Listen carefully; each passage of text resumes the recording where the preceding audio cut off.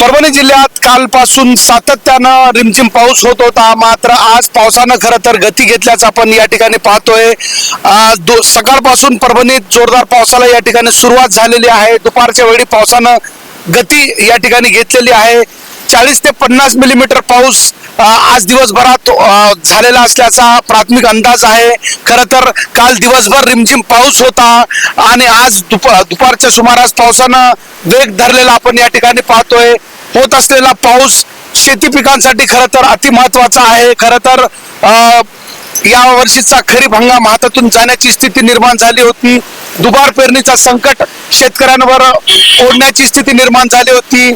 शेती खरीप पिकांनी या ठिकाणी मान घातलेली होती, मात्र कालपासून परभणी जिल्ह्यात सर्वदूर पाऊस होत आहे। त्यात आता दुपारच्या वेळी पावसानं या ठिकाणी जोर घेतला आहे, त्यामुळं दुबार पेरणीचं संकट शेतकऱ्यांवर जे आलं होतं ते सध्या ओढवलेलं आहे आणि आता आज परभणी जिल्ह्यात सर्वदूर पाऊस होत आहे आणि त्याचा परिणाम खरं तर परभणी जिल्ह्यातील एकूणच पाणी पातळीत वाढ होताना आपल्याला दिसून येते।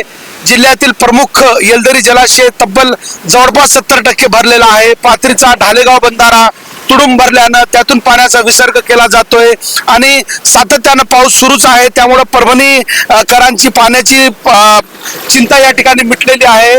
एकूणच खरीप पिके जगवलेली आहे। होत असलेला पाऊस परभणीसाठी समाधानाचा मानला जातोय।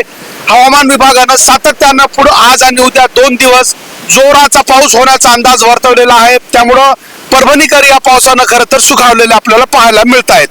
कॅमेरा पर्सन सय्यद खिजरसह नजीर खान, TV9 मराठी, परभणी।